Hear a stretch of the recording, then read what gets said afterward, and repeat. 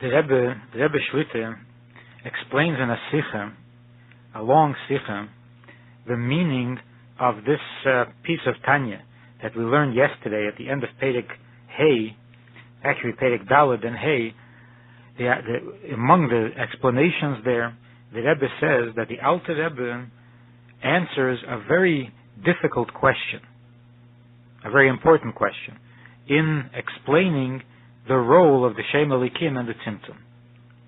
The question is, how do we understand the reality of existence, the reality of creation, in relationship to Torah and mitzvahs?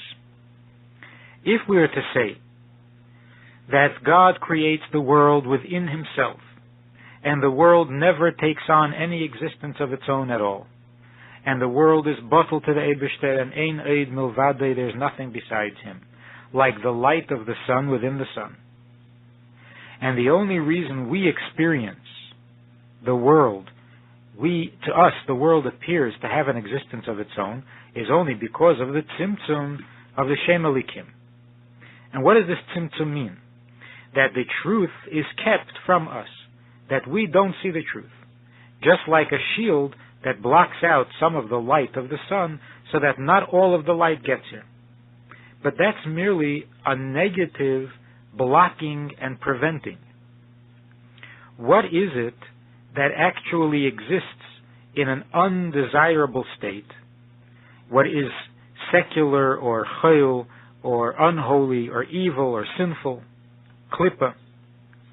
In Torah and mitzvahs, this is a very relevant and important principle. When we do a mitzvah with something, are we truly changing that thing from a mundane state into a holy state? Or is it really holy all along? There is nothing besides God, and the physical object is nothing besides God. And by doing a mitzvah, we reveal to our own eyes, to our perception, we reveal the truth that has been there all along, that this is a holy object. Only until now, because of the tzimtzum, we failed to recognize it, and now that we are studying Torah, doing mitzvahs, we are megala the emes. So the leather was really always holy, even before it became a pair of tefillin. Now that we made it a pair of tefillin, even the average person can see with his eye that it is holy. But that's not what Torah says. Torah says that by doing the mitzvah with the object, you're taking it from a state of non-holiness to a state of holiness.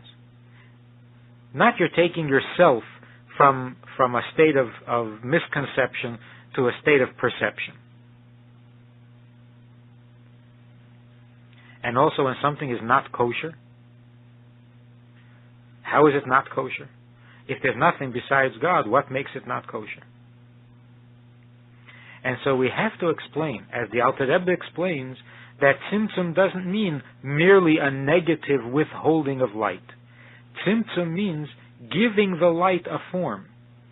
It's not just that the light, the creative force, is godly and holy and pure, and we misunderstand and don't see clearly. The truth is that when Shem Hashem, Yud-Kei Vav-Kei, which is the creator of all things, creates through clothing itself in the name Elikim, the name Elikim, the Keli, gives a form, a finite form, and a color, and a character to the created being, in addition to preventing all of the energy of Shem Hashem to come through. So like a Keli, when the Keli contains water, it first of all contains the water, it limits it, it restrains it, but also it gives it shape, and if it's a colored glass, it also gives the water a color.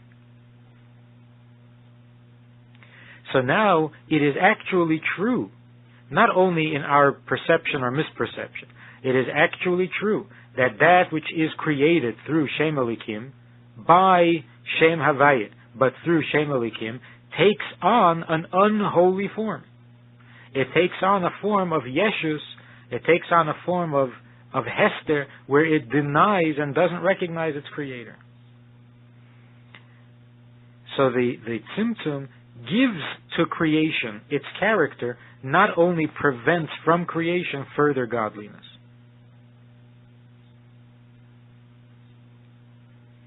Today's Shia is Perek Vav, chapter 6 of Shara Yichud V'Emunah, and it's on page 302.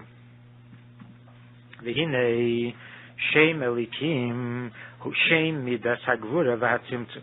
The name Elikim is the name of God that describes God's ability to restrain and to color, to give color, to give shape and character to the creation.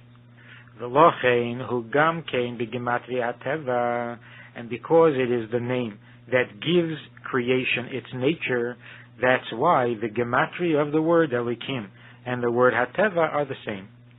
Lefi shemastir ha'esh shelamayla ha'mahava mechaya ha'elam, because it conceals the light that is creating and giving life to the world. It conceals that from the created being. V'nireh ki'ilu ha'elam eimedu misnaheg, so that the result is that the world appears as if it is existent and conducts itself b'derech hateva, which means that two things are happening. First of all, the creator is not evident in the creation. Shem Elikim blocks it out, so you don't see the creative process. You don't see the table, for example, come into existence. You see it only as it already exists. And also, the name Elikim, in addition to preventing further revelation of godliness, it also gives the table an appearance of self-sufficiency, so that the table seems to be existing and conducting itself by its own nature. Shem Elikim zeh hu mogin v'nartik l'shem Havaya, and this Shem Elikim is the counterfoil, so to speak, of the name Havaya. Lahalim ha'ev ha'chayus hanimshach m'shem Havaya u'mahave me'ayin liyesh le'yizgalu l'nivrayim. That the two names, because they are both attributes within God, therefore it is possible for the creative force of God to be blocked and to be restrained by the name Elikim, even though it's a lower name, but it can prevent the creative force that brings all things into existence from revealing itself to the created being, because if it did, if it revealed itself, then the created being would be nullified out of existence. So